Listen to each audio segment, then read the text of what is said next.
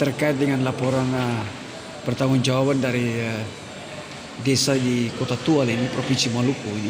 Mungkin rakyat Kota Tual ingin tahu sudah berapa banyak atau desa yang sudah memasukkan laporan pertanggungjawaban, dan apabila karena sudah masuk bulan Maret 2020, kami dengar juga seperti itu. Kami mohon penjelasan dari Pak Kadis seperti apa. Rata-rata untuk 27 desa itu belum SPJ tahap 3 belum masuk, karena tahap 3 itu rata-rata kegiatannya adalah kegiatan fisik. Jadi Banyak kegiatan fisik ya? Iya, kegiatan fisik yang belum masuk. Saya kira itu untuk kalau SPJ-nya itu belum sampai sekarang ini. Kemudian kita sudah masuk pada tahap evaluasi. Untuk 27 desa itu kemarin kita sudah mulai evaluasi pertama. Untuk desa Tamurhir Di kecamatan mana? di Kecamatan Tayan Batam, kita sudah evaluasi RAPBDes-nya 2020, dan ketika itu sudah selesai kita evaluasi dan kemudian SPJ tahap 3 sudah masuk, maka sudah memenuhi persyaratan untuk pencairan tahap 1. Berarti berapa desa? Berapa desa yang baru sudah? Satu desa kemarin, dan sistem saat ini setiap desa yang selesai melakukan evaluasi itu langsung bisa melakukan pencairan.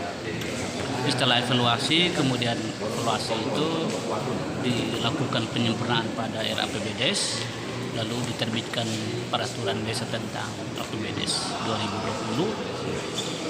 Itu sudah menjadi syarat untuk dilakukan pencairan tahap 1 2020. Jadi syaratnya itu pertama penetapan APBD sudah kita lakukan.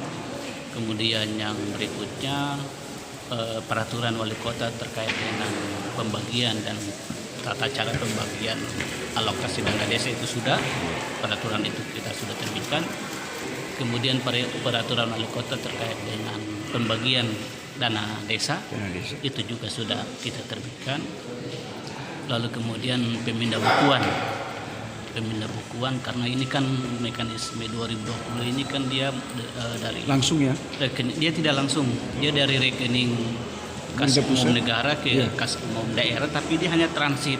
Jadi pada waktu dan hari yang sama itu dia masuk ke rekening kas umum daerah, kemudian masuk ke rekening desa. Ada yang sama. Jadi itu sudah kita lakukan pemindah bukuan dengan pemberian kuasa dari kepala daerah kepada kepala KPPN untuk melakukan pemotongan dan pencairan tahap 1 2020. Jadi di Kota Tual ini baru satu ya? Baru satu, dan rencananya besok itu Desa Lebetawi akan menyusul untuk melakukan lagi evaluasi. Iya. Sebenarnya yang menjadi rumit persoalan kendalanya apa sehingga keterlambatan selain tadi fisik tadi? Iya. Kendalanya karena pada RAB, RAB masing-masing desa itu mereka telah menyusun jauh hari sebelumnya. Cuma harus ada penjelasan program dengan antara desa dengan SKPD. Jadi ada program-program yang sama, kemudian dilakukan perubahan. Misalnya SKPD punya program pembangunan talut, itu kemudian dianggarkan sama dengan, maka itu harus salah satunya dialihkan untuk kegiatan lain. Jadi yang mesti kita ubah adalah kegiatan yang dilakukan oleh desa. Nah itu yang kemudian terjadi perubahan terkait dengan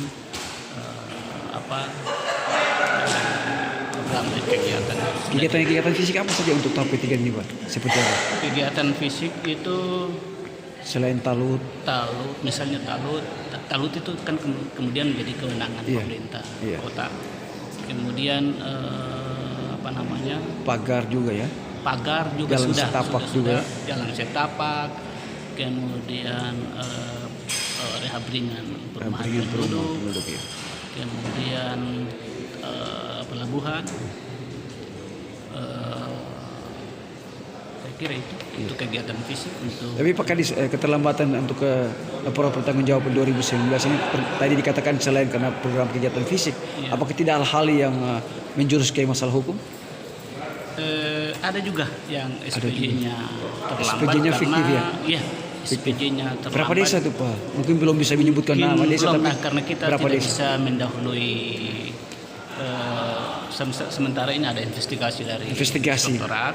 Bahwa ada desa Ada tertentu desa yang memang melakukan terindikasi. perjalanan dinas fiktif ya? Iya, ada desa yang terindikasi itu dan nanti mungkin dengan resminya keterangan resmi terkait masalah ini mungkin tidak.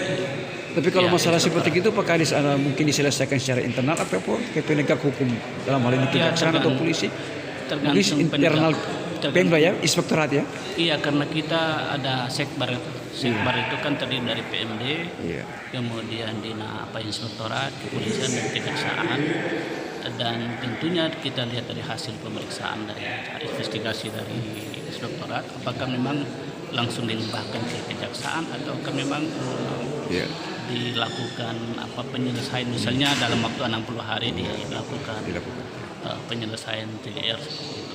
Tapi untuk 2019 di Kota Tual ada ya? Ada, Ya. ada. Untuk ke 2020 ini keluhan dari masyarakat Faib, kami dengar bahwa ada inspektorat uji petik ya di Iya. lapangannya. Mungkin ada masukan, ada informasi selama ini sudah selesai atau belum atau seperti apa Pak Kadis?